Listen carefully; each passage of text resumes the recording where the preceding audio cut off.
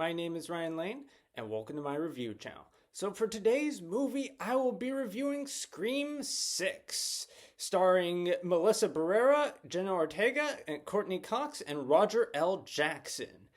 Anyway, this film takes place about 1 year after the events of the previous film, Scream 5, or rather Scream V, if you will.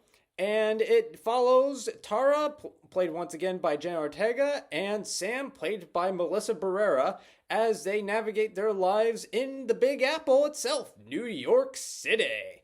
Anyway, the aftermath of the previous film has left both characters with a lot of trauma.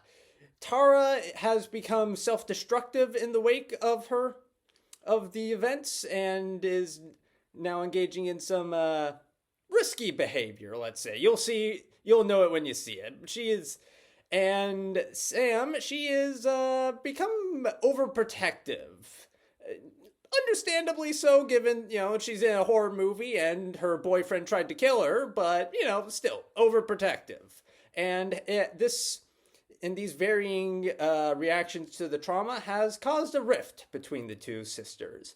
But luckily, or unluckily, a new ghost face, or ghost faces, potentially, is now on the blood hunt for them and anyone else connected to them. And they are, let's just say the killer or killers has picked up a lot of cardio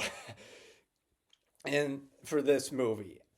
Anyway, and so it is now up to Sam and Tara to figure out who the new ghost faces are and what the new rules are, because they aren't in a requel anymore. They're in a franchise, baby, where legacy characters don't matter at all and can be easily killed off so that, a franchise can continue. So the performances all around are pretty well done. Each actor does solid work with the material they're given, though some characters are given less material than others. I won't say which characters, for risk of potentially spoiling who are the killers, but some characters definitely could have used a tad more material to flesh out their personalities. Again, these actors do well, and they have good chemistry with everyone else, but it just would have been nice. However, I will say this. So, in the previous movie, David Arquette, as I noted, was the MVP of the film, thanks to the surprising amount of pathos he brought to his role as Dewey. This time around, it's actually Roger L. Jackson as the voice actor for Ghostface that is the surprising MVP, and I wasn't expecting this, because this is the sixth entry. You'd expect him, it wouldn't be surprising if at this point the actor became, maybe a bit, just started coasting, riding on his coattails for the role, but no, he brings his A game, and he brings a surprising amount of energy and menace to the role. Or, by serial killer standards at least. He's given a lot of really good dialogue to work with and brings a lot more energy than compared to, say, his other roles. Like, he's no longer just stuck with asking movie trivia this time around. He really gets under the character's skin. It's really well done. The screenplay is well written, and I would argue in some ways is an improvement over Scream 5. It manages to make some surprising amount of changes that work really well to the Scream formula. Like, right from the first scene, it signals its intentions to change up the formula a little bit, like by inverting the typical Scream first kill sequence. It caught me by surprise, and it does it so casually. So really good there. Plus, the film manages to deliver strong critiques about true crime media, unlike a certain franchise named after a holiday, Halloween Ends. Anyway, and so it manages to do this by showing just how negatively Sam, the victim of the last film, or, would-be potential victim of the last film, how her trauma has just been compounded even further by the media coverage that followed the events.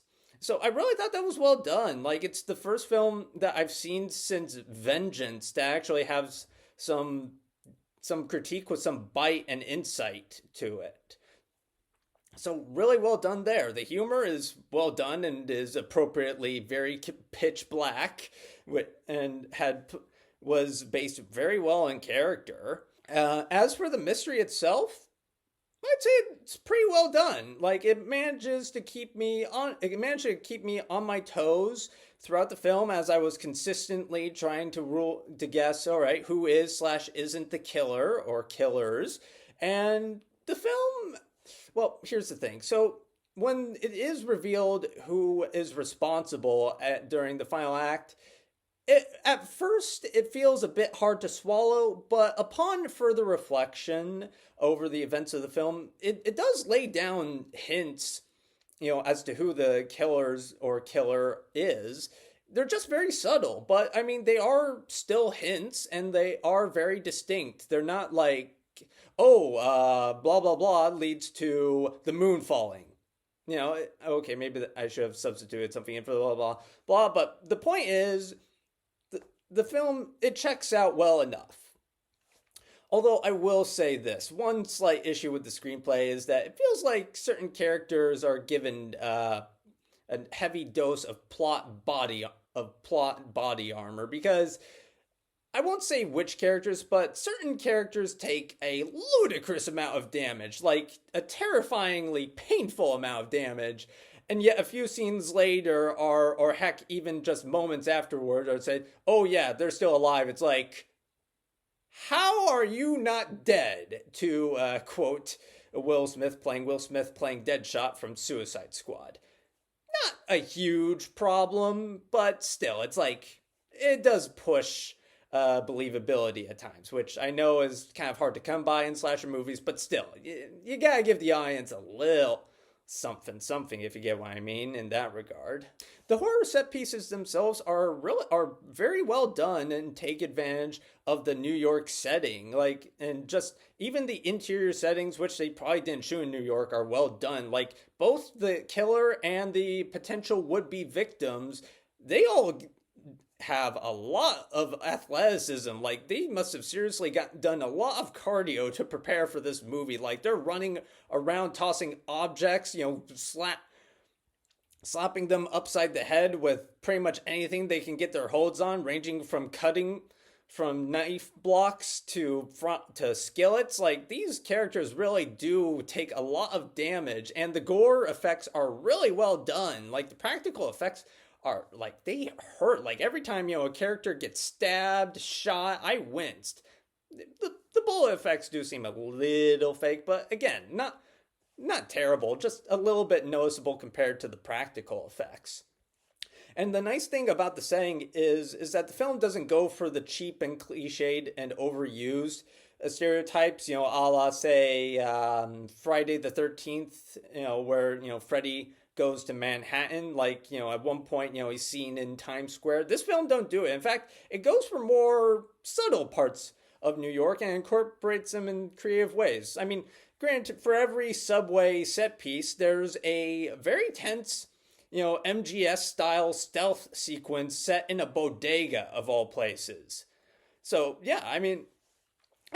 simply put, the film gets creative with how it paces out the set pieces. Plus, they're both varied. Some are pure shootouts, and like I said, others are stealth sequences. So if you're looking for a fun slasher that has fun kills as well as fun characters, look no further than Scream 6.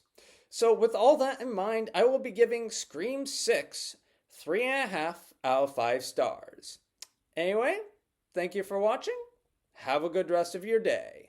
If you like this review and would like to see more like it, be sure to like and subscribe and leave a comment down below. And for today's comment section prompt of the day, did you like Scream 6? Why or why not?